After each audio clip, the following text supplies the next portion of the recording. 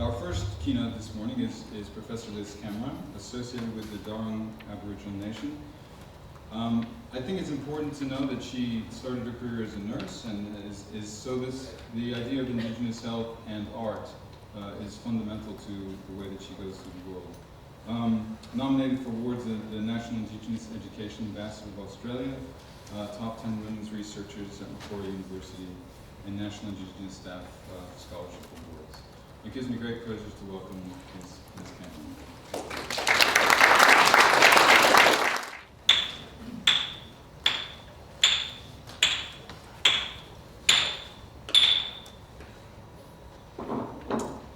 Good morning. I too wish to acknowledge the Wurundjeri clan of the Kulin Nations and pay my respects to elders past and present. I wish to also acknowledge any Aboriginal or Torres Strait Islander people we may have in the room, and I just want to make them aware that I will be speaking from a Dharug perspective in my presentation, which may be very different from their own philosophies.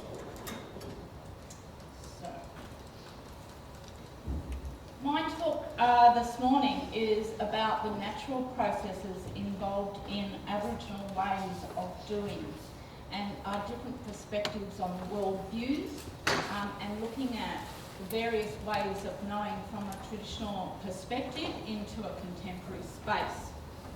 I look at and define some of the aspects of what I term two things: cultural place, which relates to, and this can be a little bit difficult for others to understand, but cultural place is a deep connection to home, or to an area where you were born, or to a collective group, to the landscape. So you all might have different interpretations about that, and so I use that more broader sense. Spiritual space is a very different aspect. It's not a religious concept, it's about feeling. So the intense feeling and the deep connections we have, or I have, with ancestral paths. That means my ancestors, others' ancestors, and the stories from the dreamings, which are all interconnected.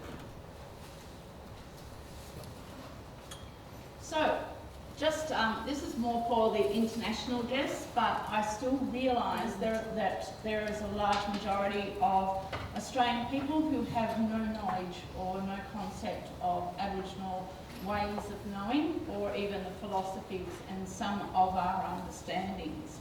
So this is, as you are aware, this is a non-Aboriginal perspective, a map of Australia.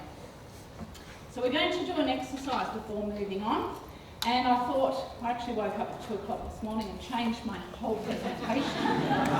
So I got the droopy eyes, just think, well, I'm looking like 60 now.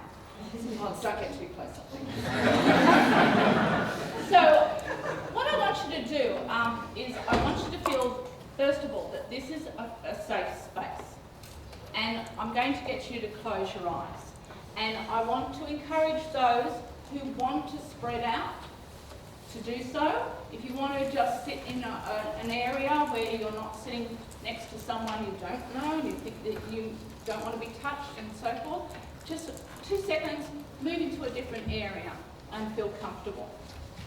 You're all pretty friendly, aren't you? It gives you a bit of space, but it also gives you that spiritual and cultural space. So if you want to feel that and get more in tune, please feel free. So, some of the aspects I'm going to go through today is some of the traditional practices within health and healing. And this is 120,000 plus years of knowledge handed down from one generation to the other. And what I'm going to speak about is, first of all, it's some of the translations get not a little confused, but it's like a detoxifying exercise, or it's to reconstruct the mind. So I want to put this in a contemporary framework. And what I would like to do is I want to acknowledge that you're all from different cultural backgrounds. So how do we realign? And how do we realign ourselves in a contemporary space? And I'm talking about the cognitive, and I'll get into it further, but the cognitive is the whole body, not just the head space. So I want you to have a quick think about where you're from and what you're more used to doing. If you're English or Western, from a Western country, you'll be quite au fait to reading from the right to left. When you actually look at a painting, you'll quite commonly, or just by habit, look from the right, from the left to the right. All my blood is trying to work. And I haven't had a coffee yet. So if you're from perhaps an Asian country, you might be used to looking from the top to the bottom. And from Aboriginal or Indigenous people, you're quite used to looking from the right to the left. So in order for you to immerse yourself in a different perspective, you have to change some of your thoughts, thinkings and feelings. And the reason for this is that you may be more closer to leaving behind some of your self-prejudices that may be unconscious or conscious, some of your grown-up thoughts that you've experienced from family influences and so forth. So we're just going to do a very, very quick exercise and I'll do it from the Western point of view. And this is actually used in hypnotic trance-like states from an Aboriginal perspective. And it's about looking at the opposite and maintaining and trying to acquire some balance. If you do it for a long time, it gets a hypnotic result. But we'll do it for a short time because I need your attention. So let's say we're looking from a Western perspective. I want you to feel comfortable. I am going to use the clap sticks. That's the only noise that you'll hear, and you'll hear my voice. I want you to feel comfortable. I want you to close your eyes, relax. I would ask you to put your laptops, because of the vibrations, aside, and your phones, just throw them in the handbag or on the floor. They're safe. I've got good eyesight, everyone's safe. So closing your eyes, and I want you, when we start with the clap sticks, and I'm going to go very slow at first, because this is sometimes a new practice for some people, and then I will build it to a faster pace. You do not have to follow my pace if you feel uncomfortable. So, if you're a Western person and you think about reading a book, you read it from the left to the right. I want you to look in the opposite way. I want you to close your eyes, and I want you to firstly move your eyes to the right and then flip them over to the left. And that's all the process is. And I want you to keep doing that, and in time with the clap sticks. So we'll start with the right side to the left, back to the right, to the left. And I'll keep quiet now.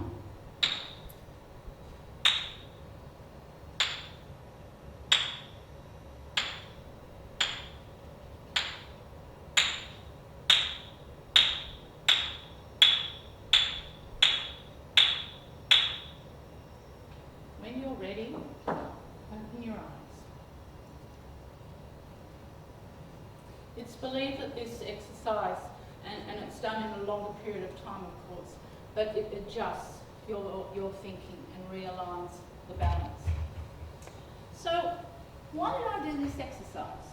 Not because those that have been drinking and have a bit of a hangover this morning, but it's more to do with I'm trying to do an exercise where you actually think like an Aboriginal person.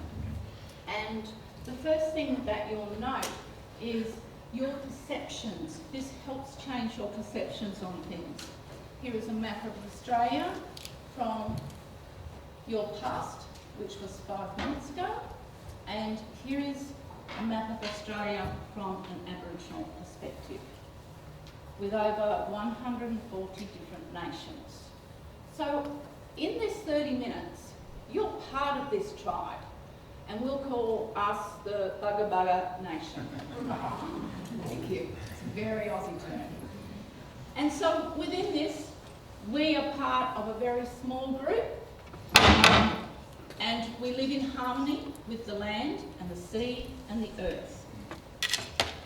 Some of our main philosophies are, the main one being a healthy country. So each nation is called a country, and we have this Bugga country, which is beautiful. Imagine what it's like. It might be tropical, it might be desert, it might be rainforest, it might be great big gum trees. So a healthy country makes healthy people. Those white people out there, the Westerners, believe that the other way around, healthy people make a healthy country. If our country's sick, we are sick. And I want you to think about, imagine some of the things that have been going on in our environment, particularly in Australia for the last 200 years. Have a think about mining companies, have a think about colonisation. This is your country. This is where your ancestors are buried. This is where your spirits lie. The second greatest thing that we have is our relationships. We have a relationship and an obligation to country. So how do I explain country or for the group here? And that is, what we do is we are obligated to care for the land and nurture it. So in our country, it's similar to my grandmother's country, which is from the Dharug Nation, is that we have an obligation to look after land. When the land is sick, it is our responsibility to make it good for others as well as ourselves. We are not self-thinkers. We do not operate on a self level. We operate on a collective level. And we note that everything is a living thing, or everything is alive. So if we've got a great big rock, that's a living thing. That could be one of our ancestors, and I'll explain this a bit further. We have relationships with the animals, we have relationships with the sea and the sky. We all have totems. So as I said the other day, my nation's totem is the brown-eyed crow, but my actual personal totem is the wombat. It's not because I'm chubby or anything like that, I'm highly intelligent. So what does the totem system mean? And it sounds a bit romantic, but it's actually a complex system to stop and prevent the extinctions of animals and other living things. Imagine if everyone in this world had a totem. Would we ever have an extinct animal? Would there be a balance of animal? Would we see, in the news, this is the last standing white rhino, etc.? So we would care for that species. So I'm not allowed to eat a totem. I even go to the point of saving them when I see them, and I have an obligation, as if that was my brother, my sister, my son, my daughter. So I would encourage you in closing, when we close, is to have a think about what totem you could take on if you want to have a responsibility about this land. You often hear that, I'm so angry with the way the world's changing and climate change and so forth. Oh, there's no point me doing anything about it because I'm only one small voice. Well, actually, you're a great voice if you have a totem. So the totem is the bird or the animal or the sea or a tree that you feel related to, or you feel connected to, or you love, or it always sees you. You always see it wherever you are. The other concept is the relationship of illness, and I'll just touch on this very quickly. But when we are sick, it's because the country is sick, as I said before, but it's very rarely a physical cause.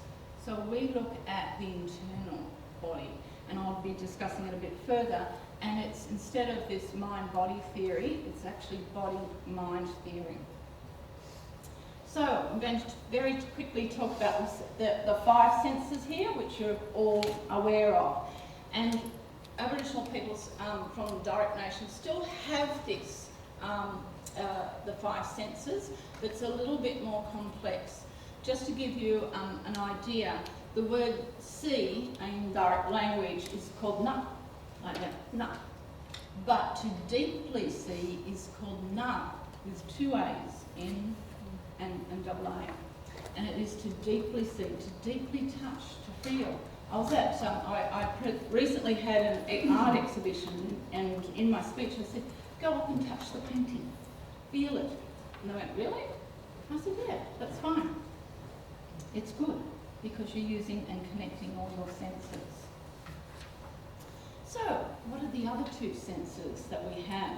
And I use the word ulna, and of course, again, there's some misinterpretations. There's some difficulties or challenges with the word. So ulna is the gut feeling. It is the most important sense that we have. It's some other words that surround it are intuition, deep insight, alert signal. Nara is the seventh sense, which is closely associated to imagination, memory, play and dreaming. So let's look at ulna a bit further, and it's the body to mind knowing. So it's the ways of knowing and sensing, and it's about the felt vibrations. The intuitive centre is our alert system. So when we look at us from, many thousands of years ago, we were more reliant on our gut processes and feelings and our vibrations than we were with our head-brain space. It was a survival technique, the flight or fright mode. The intuitive centre is often referred to as the belly brain, and it's at first an unconscious reasoning, but when activated, it becomes an alert signal. So I want you to think quickly about feeling. Forget about this headspace, and please just watch me for 2 seconds. And I want you to think, what are your feelings? What are the 7 senses that you can use when I point to someone and say, you? Do you feel, or do you think first? I felt. And you're also feeling that. You. Do you feel something? Do you feel that rise of anxiety being pinpointed? Sure, a little bit, yeah. And the more you are in touch with that, the more you'll understand that a lot of your feelings come from here. Some of the things that are really important in traditional healing practices is when a traditional healer utilises the 7 senses, they spend a lot of time targeting the gut area, and it's believed if the gut's in imbalance that we have internal stress. Could be related to trauma, depression, anything to gut health, and that includes nutrition, and also looking at motivational levels. And I'll get into that because it interrelates with Nara. So when you look at particularly the term mental health, a lot of Aboriginal people don't get that. It's reported greatly that when Aboriginal people go to see a physician, a doctor, or a carer, a nurse, etc., they'll often be descriptive in their language. And most commonly they'll say, my gut hurts, I just don't feel right.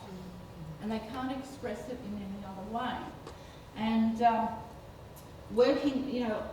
why is, I often ask myself this question, why is 120 plus thousand years of traditional knowledge in plant life, using the creative arts and doing healing practices, why has it been so disregarded? Particularly when you look at some of the 7 senses concept. And really interesting, new research has just come and found out that the gut is actually the container or maker of our natural happy hormones, which is serotonin. And when we think of mental health, why are we taking medication to affect the brain when we have an imbalance with our serotonin levels? I always make this comment though, in saying that, please don't get off the Prozac straight away. Please go and see your medical advisor. But it's a good concept to start to think about, and maybe you can use Western medicine, but also start thinking about gut health. So Nara, and it's about imagination, and it's like exploring possibilities that go beyond your personal experience. It clears the mind also of structured thought. And I just wanted to touch on quickly, because I'm just aware of time here, is that it's imagination, or Nara, is about the deep spiritual connection between the ancestors. So we have things that dreams are real to us and to other cultures that are in the room as well, and we don't disregard them. We take it on board as messages or spiritual guidance. So I just thought I'd throw in a couple of more contemporary artworks that I've done here on traditional healing mats. And you can see the rhythmical patterns that are in colour, but usually they're done in the sand. And I would ask that, you can take photos of everything that I'm doing now, but I would ask that not the next slide, please, with due respect. This is a traditional sand art, and I'm going to explain very quickly that these were performed on the Earth's surface. A great hole was dug, it was heated, various eucalyptus tea tree oils were put into the heating arrangements, and then it was covered over, and intricate sand designs were used, and various symbols. So a lot of the symbols, when we go back and have a look at this, are complex. They all have meaning. They all are a part of that individual patient's treatment. You will see the lines and schools, they're all representative. Unfortunately, I won't have time to go into that in detail. So, and I wanted to talk, just about some of the artwork from an Aboriginal perspective, is that it's like reading a map. It's very aerial. So whether it's the body or telling stories of 4 communities here, the circles of 4 communities. It also, I don't think I have one of those little things, but it's not just patterning, and it's not just pretty or interesting to look at. There is not a lot of knowledge in our art. So, interesting enough, I have done some research. Not one Aboriginal nation has a language name for art. We from my Dharug country, it's actually called Bangawara. And when you add the word na with the 2 A's, it means to make and to deeply see. So art is therefore knowledge. Is that a 5-minute bid? Yeah. Okay, so just in recapping the importance of, and what I can leave with you today, the importance of ways of thinking within the 7 senses is that the more we observe, the more we absorb. The more we can build and respond to our 7 senses. And by doing this, observing creates a sense of curiosity. And curiosity drives motivational levels, which drives our happy drug, serotonin. So it's all connecting. And it gives us purpose in life. It can set goals and connect us better to place. And when we use what I call, back here, visual literacies, it helps for memory recall. You are more likely to remember an image, a visual image, that makes sense, than reading a whole lot of words.